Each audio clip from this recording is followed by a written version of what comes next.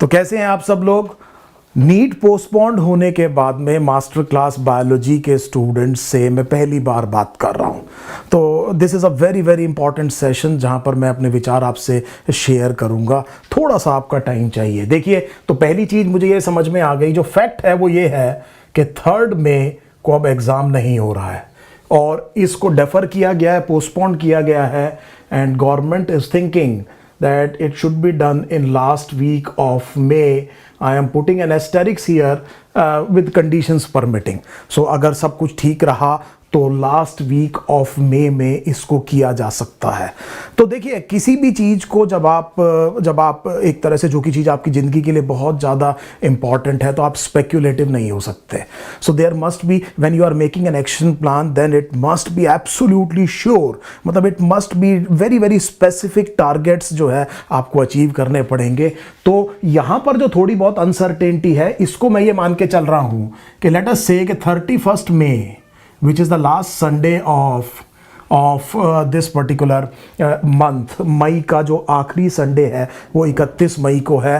तो मैं ये मान के चल रहा हूँ कि 31 मई को ये पेपर हो जाएगा। So this is what I have put a date into it. तो देखिए, अब मैं करना क्या चाह रहा हूँ। तो इस टाइम पर जैसे ये डेफरमेंट हुआ, आप इसके लिए तैयार नहीं थे, ना हम तैयार थे, ना आप तैयार थे। एक्चुअली जिस तरह की एक्स्ट्राऑर्डिनरी सर्कमस्टांसेस इस देश में है, कोई भी तैयार नहीं था। तो इसे कहते हैं once in a century crisis. So it requires very extraordinary measures. So हम सबका इस टाइम, मैं बार बार इस वीडियो में भी रीइंफोर्स करता रहूँगा, सबसे पहला कर्तव्य तो ये है कि जो कोरोना वायरस की जो चेन ऑफ ट्रांसमिशन है, इसको तोड़ने के लिए जो हमारे देश के प्राइम मिनिस्टर ने, हमारे देश के बाकी लीडर्स ने, हमारी स्टेट गवर्नमेंट ने हमें कहा है कि आप सोशल डिस्टेंसिंग रखिए, लॉकडाउन किया है, घर के अंदर रहिए ताकि किसी तरह से इस बीमारी को कंट्रोल किया जा सके। वो हमारा पहला काम है। तो हमें घर से बाहर नहीं निकलना है, सोशल डिस्टेंसिंग को मेंटेन करना है और हमें अपनी तैयारी करनी है। अब मैंने एक डेट फिक्स कर दी, से फॉर एग्जांपल 31 में। हो सकता है ये डेट ना हो, लेकिन कोई बात नहीं, क्योंकि अब मैं स्पेक्यूलेशन नहीं करना चाह रहा हूं। मैं यहां पर 31 मई पे कर रहा हूं। उसके बाद में कुछ और होगा, तब हम देखेंगे उसका क्या करना है। पहली बात तो यह समझ में आ गई आपको, be firm, be assertive and be absolutely sure what you are doing। पहली चीज तो ये समझ लीजिए। एक बड़ा इंपॉर्टेंट बात मैं आपको बताता हूं। आप मुझे बताइए कि बैक्टीरिया इस अर्थ पे आने वाले पहले लिविंग ऑर्गेनिज्म थे और आज तक जिंदा है। तो अगर मैं 24 घंटे की घड़ी बनाऊं, 24 घंटे की, देखिए जो आप घड़ी देखते हैं घर में वो 12 घंटे की होती है। तो अगर आप घड़ी देखते हैं तो यहां पर आप जानते हैं 12, 3, 6, 9, 12 घंटे की घड़ी होती है। मैं आपसे क्या कह रहा हूं कि इस घड़ी को 24 घंटे की बनाइए। So that means let us से कि ये 24th आवर है, यहां पर 1, 2, 3, 4, यहां 12 होगा और यहां पर ये 24 आवर्स खत्म हो रहे हैं। तो मान लीजिए इस टिकिंग पे यहां पर लाइफ इवॉल्व हुई अर्थ पे। तो अगर आप इस घड़ी को चलाते रहेंगे तो ह्यूमन बीइंग्स लास्ट मिनट में आएंगे, लास्ट मिनट में। कैन यू इमेजिन कितनी पुरानी लाइफ है और हम केवल लास्ट मिनट में अपीयर हुए हैं।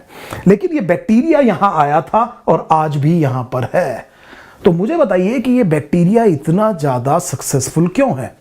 क्योंकि अडेप्टेड है, अडेप्ट भी है बहुत ज़्यादा। देखिए, सिचुएशंस चेंज होती गई, मेटाबॉलिक डाइवर्सिटी आप जानते हैं, एज अ ग्रुप मेटाबॉलिकली बहुत डाइवर्स है बैक्टीरिया और हर तरह की कंडीशंस में सरवाइव कर सकते हैं, किसी भी परिस्थिति में अपने आप को ढाल लेते हैं। और नेचर में कोई भी चेंज आए, हर एक बैक्टीरिया पर असर नहीं पड़ता, कोई ना कोई बैक्टीरिया अडेप्टेड हो जाता है उस जगह पर और वो बच जाते हैं। सो दैट मीन्स यहाँ पर एक बहुत इंपॉर्टेंट चीज मेरे सामने आ गई, वो आ गई अडेप्टेबिलिटी। तो जनरल रूल है इवोल्यूशन का कि जो आदमी अपने आप को अडेप्ट कर गया चेंजिंग एनवायरनमेंट के हिसाब से, वो बच गया। So the organism that is able to adapt to the changing environmental condition will be surviving। तो मैं अब आपसे ये कह रहा हूं, बड़े ध्यान से देखिए कि इस एडेप्टेबिलिटी के लिए फ्लेक्सिबिलिटी चाहिए। तो हमने ये कहा कि आप रिजिड नहीं हो सकते। तो जैसे फॉर एग्जांपल अभी आपके सामने एक सिचुएशन आ गई, the exam has been deferred and we do not know what to do. But now I have to adapt to this situation. इसका मतलब मेरी जो पुरानी प्लान थी उसमें मुझे फ्लेक्सिबिलिटी को करके कुछ मॉडिफाई करना है और अपने मेन टारगेट को, जो कि सिलेक्शन है नीट 2020 में, उस तक अब कैसे पहुंचना है वो रास्ता देखना है। So this is a very very important thing to understand. So adaptability, flexibility, a positive attitude towards the life, and above all the management of time and how do you conquer your fears. आप अपने fear को किस तरह से conquer करते हैं, discipline कितना है, चॉइस आप क्या लेते हैं, अपनी जिंदगी में आपकी चॉइसेस क्या है, ये सारी चीजें आपकी जो है सक्सेस को बहुत हद तक डिसाइड कर देती हैं। आपका इमोशनल कोशेंट, यकीन मानिए इस टाइम पर आपके इंटेलिजेंट कोशेंट से ज्यादा इंपॉर्टेंट है।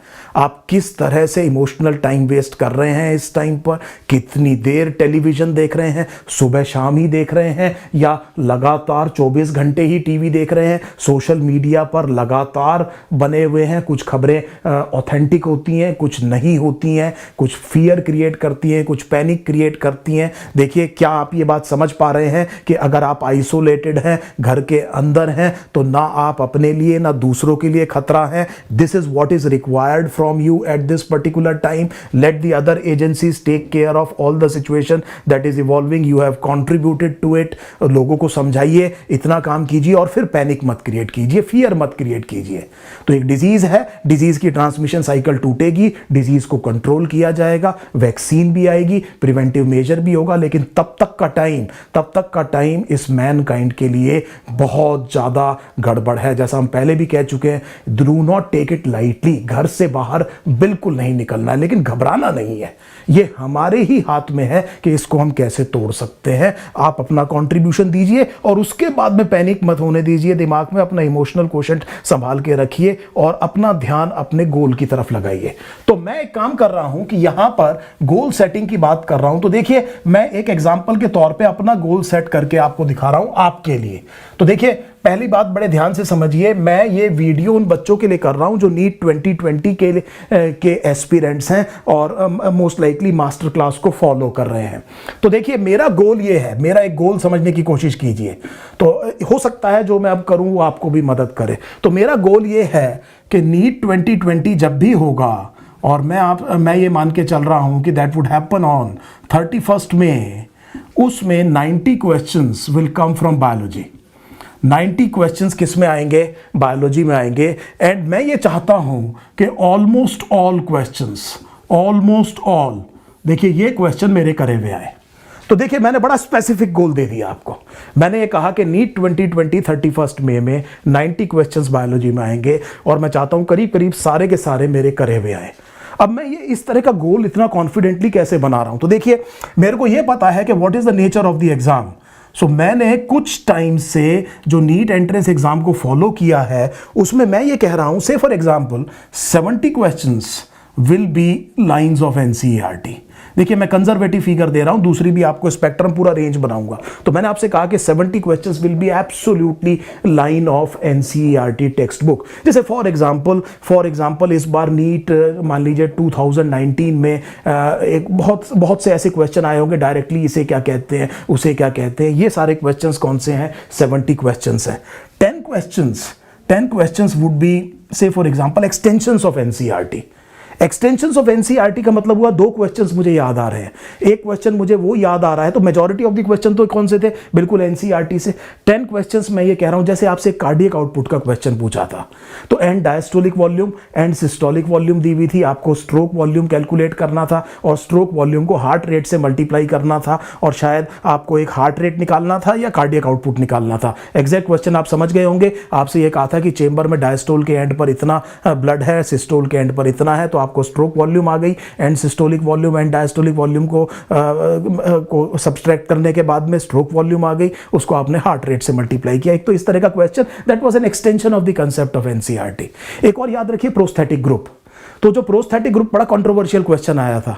तो प्रोस्थेटिक ग्रुप में क्या आपको ये पता था कि 50% लोग जो बायोकेमिस्ट्री में, मेडिसिन में, केमिस्ट्री में जो इस तरह के लोग हैं, वो ये मानते हैं कि प्रोस्थेटिक ग्रुप को ऐसे डिफाइन किया जाना चाहिए, और कुछ लोग मानते हैं वैसे डिफाइन किया जाना चाहिए, और फिर काफ़ी कंट्रोवर्सी आई थी, इस तरह के क्वेश्चन आए थे। और मैं ये कह रहा हूं कि 10 क्वेश्चंस हो सकता है एनसीईआरटी के बाहर से आ जाए। तो मुझे एक क्वेश्चन ऐसा याद आ रहा है जैसे शॉर्ट आर्म और लॉन्ग आर्म ऑफ क्रोमोसोम, सब मेटासेंट्रिक क्रोमोसोम में शॉर्ट आर्म को क्या कहते हैं, लॉन्ग आर्म को क्या कहते हैं, ये आपकी एनसीईआरटी में डायरेक्टली मेंशन्ड नहीं है, लेकिन ये कहीं ना कहीं पर ये क्वेश्चन उन्होंने पूछ लिया था। तो देखिए मैं इसको बहुत सेफ तरीके से लेके चल रहा हूं।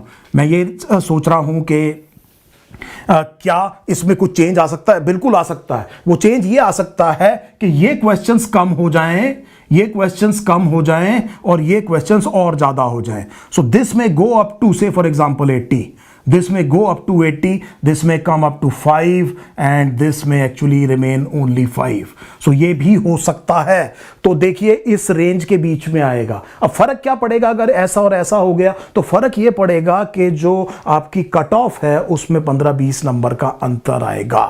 बच्चे वही सेलेक्ट होने हैं, पेपर आसान आए मुश्किल आए, जो बहुत मेहनती हैं, जिन्होंने बहुत ईमानदारी से अपना काम किया है, जो बहुत ही पॉजिटिव एटीट्यूड के लोग हैं, जिनका मेंटल फ्रेमवर्क बड़ा स्टेबल है, जो प्रेशर में परफॉर्म करना जानते हैं। कट ऑफ अगर थोड़ी सी कम चली जाएगी, अगर क्वेश्चन पेपर मुश्किल आ जाएगा। आपने देखा होगा पहले एम्स और नीट का जो रिजल्ट है वो अलग अलग आता था, तो आपने कई बारी न्यूज़पेपर्स में देखा होगा कि नीट के टॉपर्स और एम्स के टॉपर्स में बहुत ओवरलैप होता था। तो एंट्रेंस एग्जाम कोई भी हो, देखिए हार्ड वर्क ऑलवेज पे, hard work, regularity, these things they पे। बड़े ध्यान से देखिए, आप देख रहे होंगे मैं इंटेलिजेंस की ज़्यादा बात नहीं कर रहा हूँ, डिलीजेंस की बात कर रहा हूँ।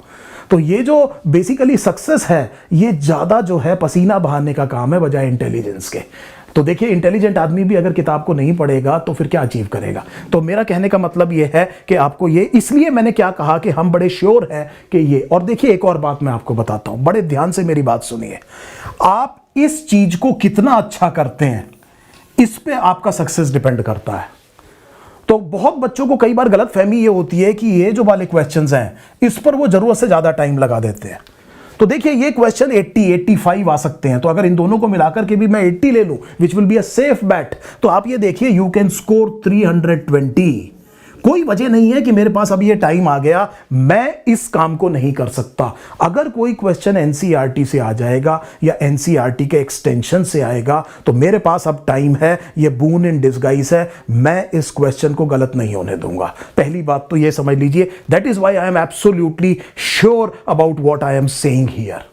तो बड़े ध्यान से देखिए, फिर मैं आपको बता रहा हूं कि क्या आप यहां करते हैं वो आपकी सक्सेस डिसाइड करता है। मेजॉरिटी ऑफ द स्टूडेंट्स का परसेप्शन अलग है, perception may not be reality, they must be thinking कि यहां क्या करना है।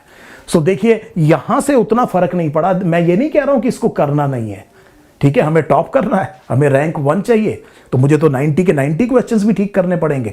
तो लेकिन मेरा मतलब यह है कि मैं 90 के पहले ये 80 तो कम से कम अपना एश्योर करूं कि किसी भी कीमत पर, चाहे फिर वो पेपर थोड़ा टफ आए, चाहे फिर वो पेपर आसान आए, अगर इस स्फीयर में आ गया तो मैंने इस तरह से अपनी टेरिटरी को डिफाइन किया हुआ है। इतना स्ट्रांग हूं मैं इस डिफाइंड टेरिटरी में कि किसी भी तरह का क्वेश्चन आ जाए अब ये गलत नहीं होगा। इतना टाइम अब आपके पास है, ये बून इन डिस्गाइज आपके पास है। तो ये बात बड़े ध्यान से समझ लीजिएगा। तो मेरे ख्याल से ये बात आपको बिल्कुल क्लियर हो गई।